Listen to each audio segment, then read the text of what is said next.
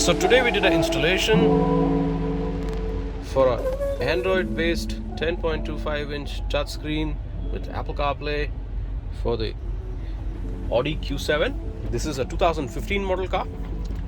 This is the one which came with the inset screen, which is a small screen. Here we have put a new style floating touchscreen.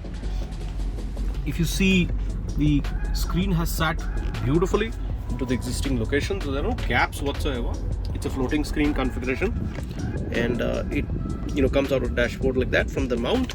And some of the existing controls, which were like buttons which were here, those have been replaced with new buttons here. So the buttons on the right side continue to work as it is, and also we could use these buttons to operate the existing car features. Like for example, if I press the glove compartment thing, it just opens the glove compartment. So when we press the button, it just opens it. We got a host of new features here. This is the latest Audi style user interface. This is how the newer Audi cars look. So this is exactly the same. We've got a bunch of shortcuts on the home page to access different things. The one hot feature that everybody asks for is wireless Apple CarPlay, and that's pretty much in here. That's for our iPhone. I'll just keep the phone there, and we go to Z-Link, and then we got Apple CarPlay right here. You can access your recent phone calls. You can go to your contacts. You can play music. You can check the music queue. A bunch of features which are safe for the car. So we could just choose a list and probably play some music. The existing controls continue to work as it is. So here's your volume control. Similarly, even the steering controls, those two continue to work as it is. We could give it voice commands too, like, hey Siri, pause the music. I could say, hey Siri, open Google Maps. So we could go to search and pick up like something from our recent searches and hit navigation, and it just start. Head west on First Main Road toward Cambridge Road, then turn left onto Cambridge Road.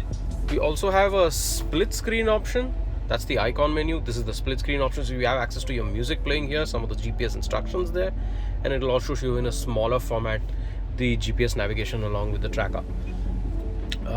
We also do have Apple Maps. So let me just exit this, and now we go to the icon menu and just go to Apple Maps. So I could give a voice command for Apple Maps over here. I could say, hey Siri, navigate to MG Road, please. Getting directions to MG Road, Channapatna. So basically we could just give it like a voice command, and then it'll automatically start the GPS navigation without even touching the screen. So that's very handy. But that works only for Apple Maps. Now let's end this road. There are other music apps and different applications which are compatible with Apple CarPlay, which will continue to work here. So we got our old mix of music from YouTube Music, from Spotify. All of that is fine, works perfectly. We also have full integration with the Audi MMI controller, so we don't have to necessarily use the touchscreen for all of this. So I could just go here and press down, and it selects one of the options. So we can use both, whether the touchscreen or even the Audi MMI controller. Now if I select car over here, it just goes back to the original menus. Let's go back here, touch this, car. So it shows us the Audi menus right here. This system also came with a dashboard option. So basically it shows us whether one of the doors are open. It shows us the RPM, basically a copy of the speedometer. So it'll show us the RPM. Like if I just rev the car, I'll just show it to you at an angle. So if you just see, when we rev the engine, the RPM meter also returns, the speed works, whether the seat belt's engaged or not, handbrake's engaged or not. We do have lossless music format support also. So we can choose the source of where the music plays from by a couple of USBs. We have favorites which we can save out here. We just select that and it just goes into favorites. Then we have local disk, so we can play music right from the internal hard drive.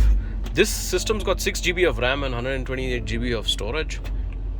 So really powerful system, basically powered by a Qualcomm Snapdragon processor. We could go browse for different kinds of music, whatever we stored offline. So sound quality is actually excellent out here, really clear, integrates with the existing Bose system very nicely.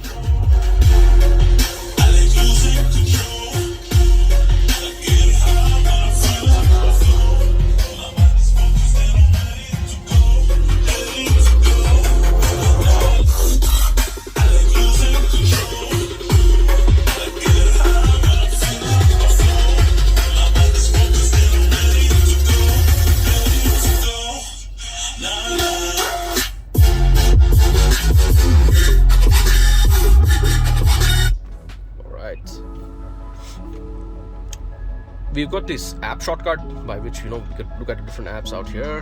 Whatever we install will also show up here in the app list. There are setup options and things, a host of different features which we can use while we're driving. This is a shortcut to the cameras, so you can choose to record the front, back and sides, so it will store into the USB drive and continue to record as we drive. We can have the playback files here. We can choose the settings on where to save the files and stuff, and some other things. You can choose each file's recording time. So we do have a 3D 360 parking system also, which is compatible with the screen in the car. It's a 3D 360 parking system which shows as a AVM logo. We can also choose to have an original front and back camera system. So if I just hit on AVM, it just goes to 3D 360 parking. So it's a complete touch control 3D 360 system, and it has got these shortcuts for different camera angles, left, right, all of that good stuff. So you can see what's around the car. You can do a full 360 roundabout view. So basically it immediately shows what's around the car. Mainly a 3D 360 parking system is to park the car. It's not recommended for driving, to judge the car during driving. So basically what is within 2 feet of the car is very clearly visible. So that's how the footage works. So we can also, if you want to see something particular, you can zoom in. So it's on the other side, so you can zoom in and zoom out. So that's really handy. And we also have the 2D system, so you can see the front camera. We can expand the view. This is the rear camera. Now if I engage the reverse gear, it comes with the guidelines at the back. If we turn the steering, guidelines turn. So basically you can see that the adaptive guidelines are telling what the position of the steering is, whether it's straight or not. So that's there. So right now we've got the steering back to straight. And disengage reverse, it just takes the guidelines out. The front guidelines are still displaying. The reverse guidelines show up only when we engage the reverse gear. So here's your 3D 360 parking. Really handy stuff, with a lot of customizable features. So excellent performance. This has come with 1080p cameras, so it's got full HD system. So we can do this.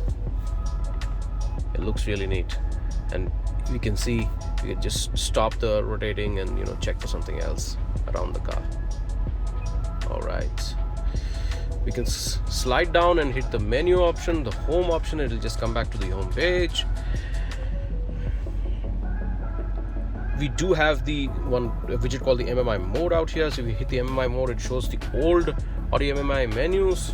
So that continues to operate with the existing controller. So we can go to source and select the old menus options. Usually these cars used to come with a jukebox and a CD changer, so all of that continues to work as it is. So you can press menu, you have access to all the car features, so none of the old functions get disturbed because of this. So you can choose like the lift and off-road options. This is a 4.2 Quattro, so this is the top end model Audi Q7 back in the days. So all we gotta do is touch the screen to go back to the Audi menus. We also have a sound adjustment option. Basically it has got digital surround, it's got a very elaborate equalizer, so very fine changes to the sound can be made doing so. We've got a crossover, we've got time delay, so all of that good stuff. Now if I just engage the turn indicator, it just shows one side of the car and the other side of the car. So 3D 360 parking system engages on its own, and then it times out automatically. If you'd like to learn more about this system, get in touch with us or go to evoretrofits.in. I hope you like this screen upgrade, and I hope you have a nice day.